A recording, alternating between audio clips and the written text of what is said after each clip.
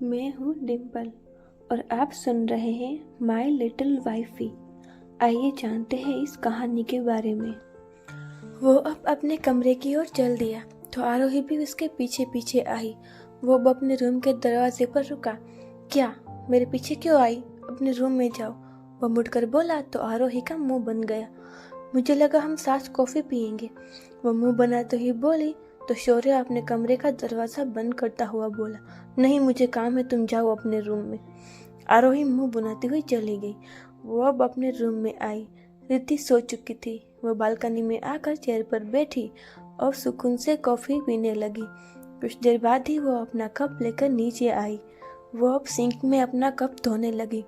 तभी किसी ने आकर उसे पीछे से अपनी बाहों में भरा। वो कांप उठी। कप उसके हाथ से छूटकर सिंक में ही गिर गया।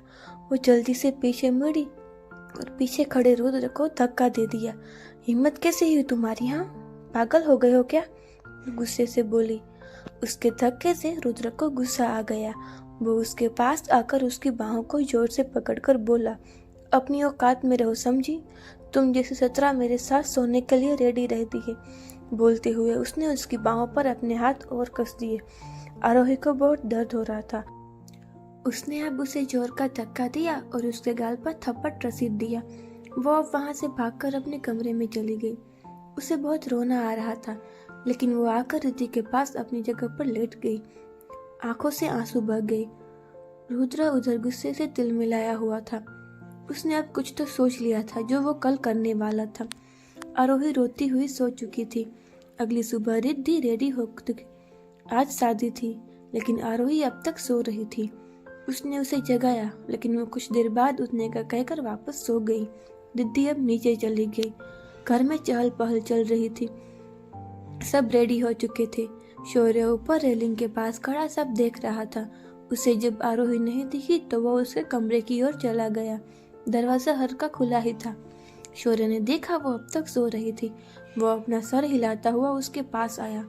आरोही, आरोही, कम ऑन, गेट अप, वो बोला तो उसकी आवाज सुनकर आरोही ने हल्के से अपनी आंखें खोली। वो उसके सामने ही खड़ा था। उसने व्हाइट कलर का डिजाइनर कुर्ता और व्हाइट पैंट पहनी हुई थी।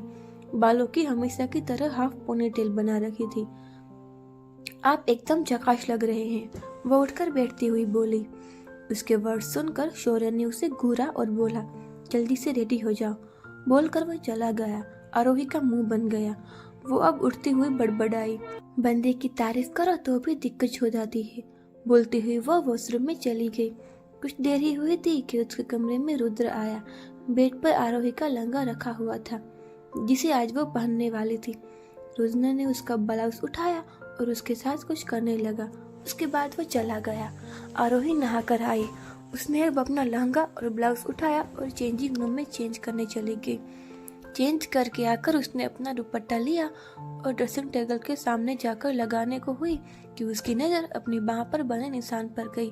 स्ट्रेप वाली स्लीव लेस ब्लाउज होने के कारण उसकी दोनों बाहों पर रुद्र के निशान साफ दिख रहे थे। याद करते ही उसका मूड कुछ बिगड़ा। वो अब दुपट्टा अपने दोनों कंधों पर खुला ही रखकर सेफ्टी पिन से पिनअप करने लगी। दरवाजे पर खड़ा शौर्य अब अंदर आया।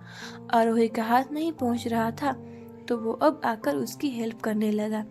आरोही कुछ बोलने को हुई कि उसका दुपट्टा उसके लेफ्ट साइड से कंधे से सरका। शौर्य की नजर उस निशान पर गई। आंखों में गुस्सा उतर आया। किसने किया? आरोही ने नाम में गर्दन हिलाई और अपना दुपट्टा पिनअप करने लगी। शौर्य को वैसे भी बहुत गुस्सा आ रहा था। वो उसकी बाह पकड़कर अपनी ओर करता हुआ बोला, कुछ पूछा मैंने? उसे जोर से पकड़ने से आरोही को दर्द से कराही। आई एम सॉरी, वो बोला। अब उसने उसकी कलाई पकड़ी और बेड पर बिठाया। ड्रॉवर से फर्स्ट एड बुक लेकर अब वो उसके पास आया। ऑइंटमेंट निकालते हुए वो उसके पास ही आकर बैठा।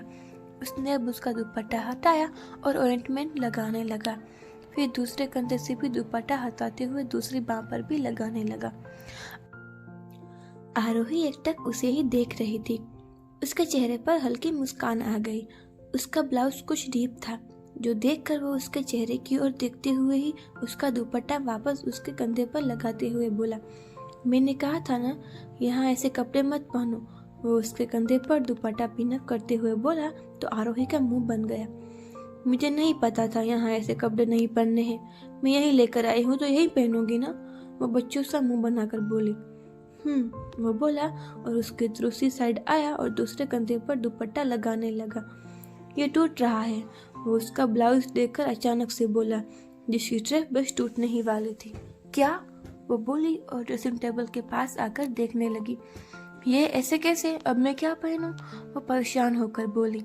शौर्य अब ड्रॉअर में से एक बॉक्स लाया और उसके पास आकर वो बॉक्स ड्रेसिंग टेबल पर रखकर उसने उसमें से सुई और धागा निकाला। इस तरफ वो उसकी पीठ अपनी तरफ करते हुए बोला। आरोही अब आईने में से उसे देखने लगी। शौर्य अब सुई धागे से वो ठीक करने लगा। उसकी उंगलियों की छुअन महसूस करके उसकी आंखें बंद हो गई। शौर्य ने अब झुककर अपने मुंह से वो धागा काटने लगा। उसकी गर्म सांसें महसूस होते ही आरोही की धड़कनें जो पहले से ही बढ़ी हुई थी वो अब और तेज हो गई। कुछ पल बाद ही वो उससे दूर हुआ। जस्ट रिलैक्स, वो बोला तो आरोही ने अपनी आंखें खोली। वो कुछ बोलने को हुआ तब तक शौर्य का फोन बजा। उसने अपनी जेब से फोन निकालकर अटेंड करता हुआ बाहर चला गया। आरो यार चलना नीचे, यहाँ क्या कर रही है? अंदर आती हुई रिद्धि बोली, लेकिन उसे देखते ही वो अब उसके पास आकर उसकी बल्लाइयाँ लेती हुई बोली, वाह मेरी जान, क्या लग रही हो। उसकी बात पर आरोही ने उसे फ्लाइन किस देते हुए बोली, तू भी एकदम धांसू लग रही है माय लव। दोनों ही अब हंस दी और नीचे आई। दोनों आकर अब हॉल में खड़ी हो गई। बारात आ चुकी थी और बहुत से मेहमान भी वो दोनों अपने में ही लगी हुई थी। तभी रुद्र वहां आकर बोला, हे माय ब्यूटीफुल लेडीज। बोलते हुए उसने आरोही की कोरी कमर पर अजीब तरीके से हाथ फेरा, जो रिद्धि ने भी देखा। उसके चेहरे पर कुछ अजीब से भाव आए। वो कुछ बोलने को हुई तब तक आरोही ने मुड़कर रुद्र के गाल पर थप्पड़ रसीद दिया। उसके मारने पर सबकी नजरें उन पर आ गई। रुद्र की आंखों में गुस्सा उतर आया। उसने आरोही को मारने के लिए अपना हाथ उठाया। आरोही ने डर कर अपनी आंखें बंद कर ली, लेकिन जब उसे कुछ महसूस नहीं हुआ तो उसने आंखें खोली। शौर्य ने रुद्र का हाथ पकड़ा हुआ था। उसकी आंखें गुस्से से लाल हो चुकी थी। डोंट यू डेयर, और रुद्र का हाथ गुस्से से चटकता हुआ बोला। शौर्य की लड़की ने रुद्र पर हाथ उठाया। उसकी हिम्मत कैसे हुई? वो आरोही की ओर आती हुई बोली, लेकिन शौर्य उसके सामने आकर आरोही को अपने पीछे करते हुए बोला, इसने ऐसा कुछ किया होगा जिस वजह से ही आरोही को हाथ उठाना पड़ा। भाई मैंने कुछ नहीं किया, ये लड़की ही मुझे। रुद्र बोल ही रहा था कि शौर्य ने उसकी बात काटी। Just enough. नहीं भाई, आरो ने कुछ नहीं किया, भाई ने उसे अजीब तरह से छुआ। रिद्धि बोली। रिद्धि हमारे बेटा के खिलाफ कुछ नहीं, लक्ष्मी जी गुस्से से बोली। तभी रुद्र ने किसी को इशारा किया तो हॉल में ही लगे प्रोजेक्ट पर अब शौर्य और आरोही की तस्वीरें आने लगी। सबकी नजरें वहां गई। सारे मेहमान सब बातें बनाने लगे। लास्ट में आरोही और रुद्र की भी कुछ तस्वीरें आई जो रुद्र ने खिंचवाई थी। शौर्य का गुस्सा अब 7वें आसमान पर था। वो तेज कदमों से आगे गया और प्रोजेक्टर को उठाकर फेंक दिया।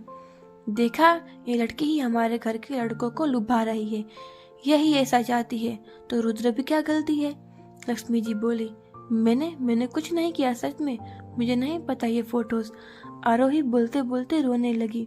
सुरेखा जी आकर उसके सीने से लगाती हुई बोली, बेटा पता है हमें, आप ऐसा कर ही नहीं सकती। आरोही उनके सीने से लगकर रोने लगी। शौर्य ने एक नजर आरोही को देखा। उसे अब उसके हाथों के निशान याद आए। वो अब तेज कदमों से रुद्र के पास आया और उसे मारने लगा। अगर आपको ये कहानी पसंद आ रही है तो चैनल को लाइक, शेयर और सब्सक्राइब जरूर करिए। Thank you.